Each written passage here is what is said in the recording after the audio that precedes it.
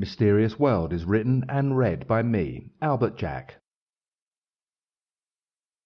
Chapter 2. The hunt is still on for Bigfoot. What made the oversized tracks found in Bluff Creek, California and other parts of America? Was it a giant ape, or is it just a big jape? In 1924, a group of miners working at the Cascade Mountain Range in the state of Washington were startled to see a huge simian creature staring at them from behind a tree. Panic-stricken, one of the men fired at it, and although the bullet appeared to hit the giant ape in the head, the beast ran off, apparently unharmed. Soon afterwards, another of the miners, Beck, spotted it again on the edge of a canyon and again fired at it, this time hitting the creature in the back. The group watched as it fell over the ridge. They scrambled down into the canyon below but could find no trace of the creature's body. However, that evening as it grew dark, the men heard strange scratching sounds outside their log cabin and saw shadowy gorilla-like faces at the window. The terrified miners barricaded the door, but soon the creatures were hammering at the roof and walls. Heavy rocks were thrown and the cabin rocked from side to side. The men began shooting through the walls in all directions, but the hammering continued, only ending as the sun rose the following morning. The miners packed up at once, left their cabin and vowed never to return.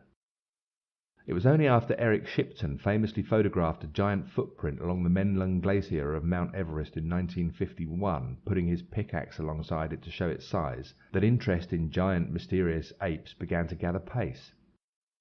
During the 1953 expedition to Everest, when Edmund Hillary and Sherpa Tenzing were the first to successfully climb the mountain, both men reported seeing oversized footprints. Hillary himself later disputed that these were Yeti tracks, but there was so much interest in finding out more, the Daily Mail sponsored a snowman expedition in the Himalayas the following year.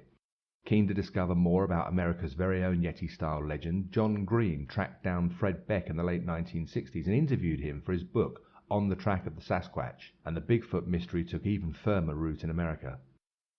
The word Sasquatch, applied to the large hairy hominid in its North American manifestation, was first coined much earlier in the 1920s by J.W. Burns. Whilst working as a schoolteacher in the Chehalis Indian Reserve on the Harrison River, he had learned that the Native American Indians used the words Susquetch and Suquatee to describe various giant men of their own legends.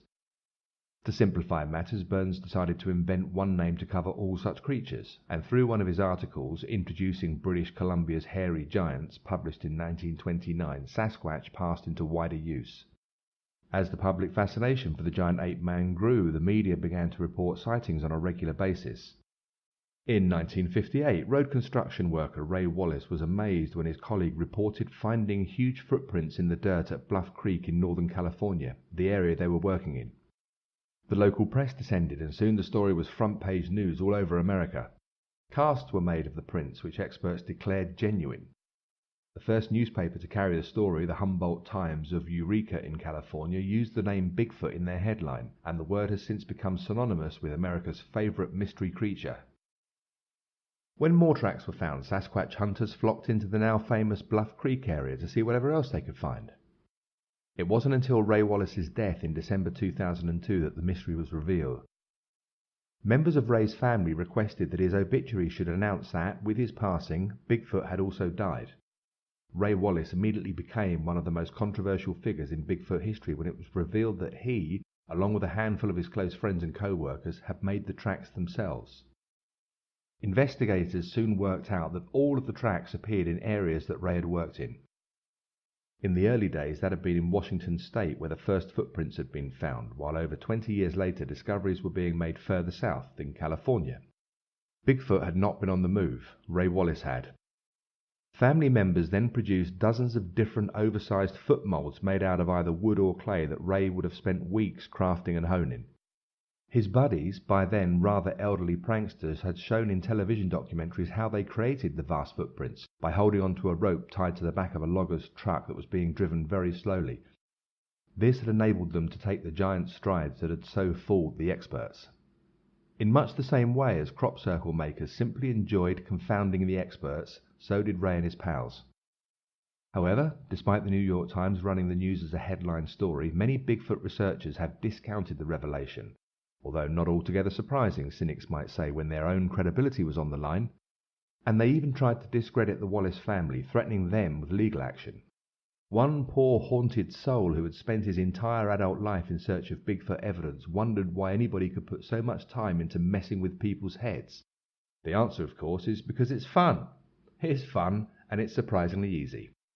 Nonetheless, a number of scientists and leading members of the Bigfoot Field Research Centre are, instead, stating that the footprint moulds produced by the pranksters are themselves the fakes and not the tracks. In a bizarre piece of reverse logic, some are even insisting that the Wallace family must prove their claims, rather than they themselves having to prove their claims of a Bigfoot existing. John Green, described as one of America's foremost Bigfoot researchers, loftily remarked of Wallace that if he had revealed the footprint mould during his lifetime, he would of course have been called upon to prove himself. By the way, I fail to see how anybody can call themselves a foremost researcher when what they have discovered is exactly the same amount of genuine evidence of Bigfoot as I have. That is, absolutely nothing. It was, after all, John Green who interviewed Albert Ostman in 1957 and fell for his, well, rather tall story. Ostman said he'd been out looking for gold in British Columbia during the gold rush of 1927 when he had been kidnapped by an adult male Sasquatch. The beast had apparently gathered him up in his sleeping bag and carried the man several miles. He was then dumped on the ground and realized shortly afterwards that he was being held by a family of 4 who would not let him leave their camp. After 6 days of captivity, he concluded he was being considered as future husband material for the young female, so he fired his rifle into the air, distracting the family for long enough to make his escape. When Green asked why Albert had not told his story before, the aging gold prospector replied that he thought nobody would have believed him. And few did, except for John Green and his vast fan base of Bigfoot believers ready to leap to his defense on every issue. But Green did finally conclude in 2007 that he would not believe the story if he were told it today. Take another established piece of proof, the footage of a female Sasquatch filmed by Roger Patterson in Bluff Creek. The story goes that in October 1967, Patterson and his friend Bob Gimlin were riding through the creek when their horses reared up and they were both thrown to the ground. As they picked themselves up, they noticed a huge, hairy creature walking like a man about 30 yards ahead of them. Patterson grabbed his cine camera and began filming the beast as she loped away, pausing only once and looking directly back into the camera lens as she did so, before disappearing from view. The film has become world famous and has been studied by zoologists, cryptologists, paleontologists, biologists, anthropologists, archaeologists, and Uncle Tom Cobley and all. And you won't be surprised to hear that opinion is divided about whether it is genuine footage or not. Leading scientists did, however, conclude at the time that there was nothing in the film that leads them on scientific grounds to suspect a hoax. Now, having made my own detailed study of the film using an ultra-slow, frame-by-frame pausing technology provided by Sony, namely the DVD player in my front room, I can now add to the debate. To my albeit untrained eye, the creature does look suspiciously like a man in a monkey suit on his way to a fancy dress party. However, far more seasoned Bigfoot researchers than me regard the film as a significant piece of evidence, saying that to suggest it was a hoax would be demonstrably false. It's that old double negative again. But even non-researchers, including the physical anthropologist Grover Krantz, confirm the film does depict a genuinely unknown creature. Another prominent primate expert, John Napier, is still not entirely convinced, but did once reveal, "I couldn't see the zipper then, and I still can't. Perhaps it was a man dressed up in a monkey costume. If so, it was a brilliantly executed hoax, and the unknown perpetrator will take his place with the great hoaxes of the world." So does this mean if he can't see the zip, then it can't be a monkey suit? Or had the hoaxer compounded his or her genius by inventing an early form of Velcro? In 2004, Greg Long revealed in his book, The Making of Bigfoot, that the grainy clip was in fact an elaborate hoax. Long claims he had managed to trace the monkey suit to a costume maker called Philip Morris, who was a gorilla suit specialist from North Carolina. In the book, Morris states that he had sold the suit to Roger Patterson for $435, and he said that when he saw the Bigfoot footage on the television and in the newspapers a few weeks later, he immediately recognized the suit as the one he'd made. And then he went on to claim that he had never revealed this information because to break client confidentiality in such a public manner would have lost him customers. It might have saved millions of research dollars, though. Greg Long revealed the man in the suit to be Bob Hieronymus, a friend of Patterson's, who subsequently told the Washington Post, "It's time people knew it was a hoax. It's time people let this thing go. I have been burdened with this for 36 years, seeing the film clip on television numerous times. Somebody's making lots of money out of this, except for me. But that's not the issue. The issue is that it's finally time to let people know the truth. John Green, of course, immediately went on the offensive, calling him a liar and declaring Greg Long to have made a fool of himself. And while Hieronymus was a known associate of Patterson's and has passed 2 lie detector tests, and Greg Long has found several independent but supporting witnesses, John Green has still yet to provide a single piece of evidence for his case that the film is of a genuine, if as yet unidentified, hairy giant. So step forward then, Roger Patterson himself. Unfortunately, he can no longer be called upon because he died in 1972. However, the other witness to the Bigfoot sighting, Bob Gimlin, is still alive. Although Bob no longer speaks personally about the film as he is fed up with the whole Bigfoot thing, his solicitor, Tom Malone, issued a statement to the Washington Post in response to their story about Hieronymus' revelation. He said, "I am authorized to tell you that nobody wore a gorilla suit or a monkey suit and that Mr. Gimlin's position is that it's absolutely false and untrue." Which seems clear enough, but it's also quite possible that Gimlin didn't know about Patterson's hoax and was simply used to increase its credibility. Even if he was in on the act, Gimlin has always maintained the film to be genuine, and so any revelation now, 40 years after the event, would be somewhat embarrassing to him. In 1969, another set of tracks was reported, this time in Bossburg, Washington, that on closer inspection revealed the giant beast's right paw was in fact club-footed. Experts argue that this indicated that the tracks were very likely to be the first genuine piece of evidence to support the existence of the Sasquatch. Professor John Napier, whose book Bigfoot was published in 1973, wrote, "It's difficult to conceive of a hoaxer so subtle, so knowledgeable, and so sick who would deliberately fake a footprint of this nature. I suggest that it's possible, but it is so unlikely I'm prepared to discount the idea that it's a hoax." So that's straight from the school of, if I couldn't think it up, then nobody else could think it up either. And with such imaginative minds on the trail of Bigfoot, it's hardly surprising he's managed to elude us for so long.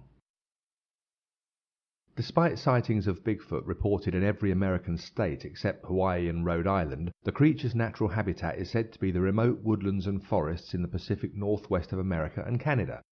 The Rocky Mountains have provided many sightings, as have the Great Lakes. But if this is the case, then how could he have got to Florida, California, and the other southern states? The Sasquatch would have to leave the cover of his remote woodland hideaway, and it's difficult to imagine how such a creature could travel so far without at least leaving some credible evidence. You'd certainly expect to see him in the queue of the Greyhound bus. But unfortunately for the wonderfully named Texas Bigfoot Research Center, the TBRC, it turns out that most of the evidence found, such as blood or hair samples, footprint casts or photographs, usually turn out to be fake and never, as yet, from an unknown creature. Investigators at TBRC say they receive reports of over 100 sightings each year in Texas alone. While on the homepage of their website, Janet Board states that if the skeptics are right and there is no such creature as Bigfoot, then it is a fact that thousands of Americans and Canadians are either prone to hallucinations or are compulsive liars or are unable to recognize bears, deers and vagrants. Quite how she includes tramps in this is anybody's guess. Also on the homepage of the TBRC website is something that bears further examination. One Rick Knoll is quoted stating his reason why no firm evidence for the existence of a big hairy part man part simian type monster has ever been found. 1. No one is spending enough time in the woods. 2. Not many people know what to do in searching, overlooking things or vice versa, seeing that things aren't significant to the task. 3. There are not many of these animals around. 4. They, like most animals in the forest, know how to camouflage themselves quickly and easily. 5. Most encounters with humans are probably mistakes on the part of the Bigfoot, yet researchers are trying to fill in the picture with them so as being something significant or important. I just don't know what that means either. So there you have it. Those are the reasons the TBRC claim that there is today still no credible evidence of the existence of Bigfoot. How is it that despite the use of the whole spectrum of technology, from heat-seeking cameras with night vision to thermal imaging, that nobody has been able to confirm the existence of a single Bigfoot? Enthusiastic hunters apart, the group of people keenest to obtain as much information as possible of the ape man's existence would have to be the US government. And as they have surveillance equipment that can detect a small nuclear warhead buried in the desert somewhere near Baghdad, it's fair to assume they would have picked up one of the thousands of Sasquatchs that have to exist if all the Americans and all the Canadians who claim sightings are not lying.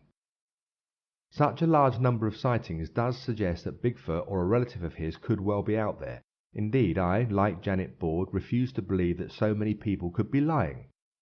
But hundreds of small, circumstantial and unproven reports do not add up to a single solid fact. It's like pouring 30 separate measures of Jack Daniels into a large glass.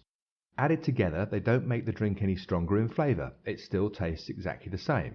But if you drink it all, as I've discovered through experimentation for this very investigation on your behalf, you will fall over.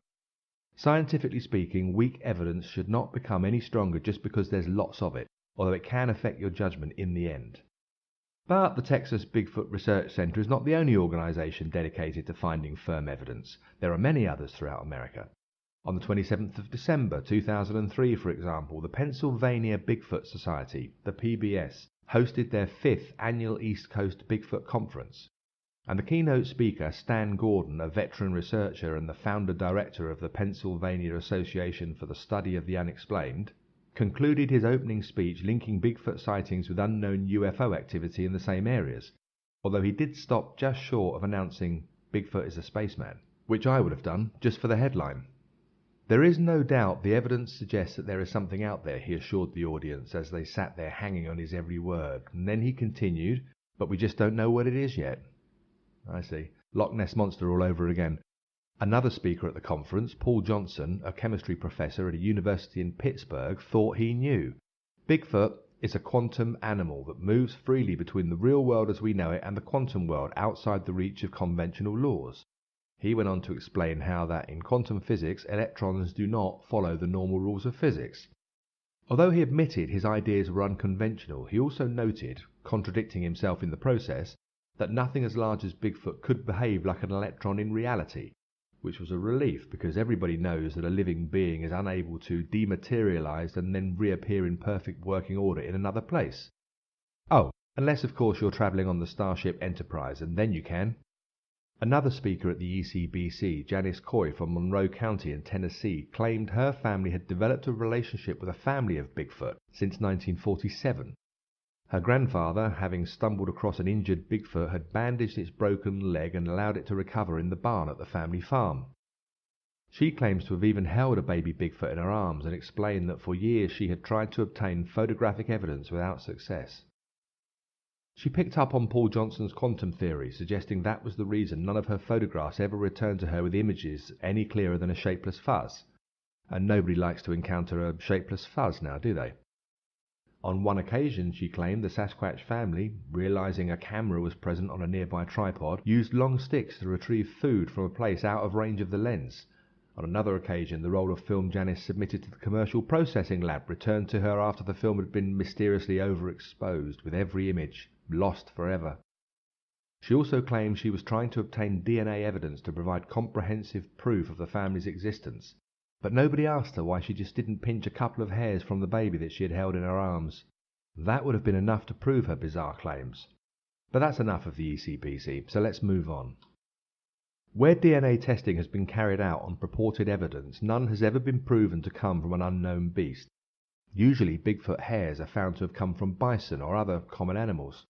The absence of fossil evidence is another powerful argument that Bigfoot doesn't exist, although believers counter this by suggesting that the absence of fossil evidence is not yet evidence of fossil absence. And so it goes on and on and on. But the fact remains that not a single hair, bone, tooth, nail or claw has ever been found that belongs to a giant hairy man-like being that cannot be explained. And yet there is plenty of evidence found in similar areas that bears, moose, deer and even dinosaurs and hairy mammoths have left their traces behind them. So why not Sasquatch, if there is one? The late Professor Grover Krantz, an anthropologist of note, was one of the few scientists to state publicly that he believed in Bigfoot. He personally interviewed hundreds of witnesses, studied film footage and photographic evidence, and inspected many plaster casts of footprints and other imprints. He confidently estimated that between 200 and 2,000 Bigfoot lived in the Pacific Northwest of America and dedicated his life to proving it. But he never turned up any credible evidence that could be regarded as anything approaching proof. However, the professor was unabashed and once suggested that most animals hide before they die and their bodies are quickly devoured by scavengers, noting that he had yet to meet anyone who has found the remains of a bear that was not killed by human activity. which is a fair point, but then he hadn't met everybody, had he? It was Grover Krantz who announced to the world that the club-footed prints had offered the first convincing evidence that the animals were real. He also said of other tracks he had studied that the push-off mound was impressive evidence to him. This was a small mound of soil present in some Bigfoot tracks that Krantz had decided was created by the horizontal push of the front foot just before it leaves the ground. He stated with authority that no artificial rubber or wooden mould would leave such an impression. More recently, in 2005, a story was told of a young Bigfoot that had been accidentally caught in a bear trap. A boy and his father had taken the beast back home and put him in a cage, but when the Bigfoot became distressed, the boy's father let it go. Now, in a world where everybody now has video cameras, even on their mobile phones, it's hard to believe that their first instinct wouldn't be to take a close-up picture of the creature. Quite frankly, although this story is reported as genuine, if it turns out to be true, then I'm going to shave my head and become a French monk. And so, in summary, what is still needed is a carcass. That would be ideal, although any Sasquatch fossil or bone would do. Just something more convincing than the plaster mould of an oversized footprint made by a carved wooden or plastic shape strapped to the foot of a prankster and being pulled along behind a slow-moving truck to help create the effect of giant footsteps that man could not possibly have made. Even the apparently genuine footprints look suspicious to me. Look again at the assessment of the small mound of earth focused on by expert Dr. Grover Krantz, caused by the horizontal push of the front foot just before it leaves the ground. Now go and have a walk across your living room like I just did and notice how your front foot never leaves the ground. Until the other one passes it, of course, and by then it's your back foot. So what is he talking about? As every single apparently credible piece of material evidence of Bigfoot has turned out to be a hoax, then there's nothing else for it. We do need a carcass. Indeed, Krantz himself believed this would be the only way to finally remove any doubt in people's minds as to the existence of Bigfoot. And he called for hunters to bring one in. But that also worries me, because what if the one that is shot turns out to be the only one? Hold your fire, fellas. Either way, the search for some will continue, and groups of people known by their initials, including the Central Ohio Bigfoot Research Unit and the Gulf Coast Bigfoot Research Organization, will continue to flourish, attract new members, and devise new acronyms. Because if enough people continue to insist Bigfoot or Sasquatch is alive and well somewhere out there in the wilderness, then there will always be hoaxers leaving clues for them to find. In reality, as it always should be, it is up to those making the claims to provide evidence supporting those claims. And since, after 40 years of trying, they have come up with absolutely nothing, we're just going to have to, for the time being, mark the Bigfoot mystery down as a big, fat hoax. This has been Albert Jack, reading from Mysterious World.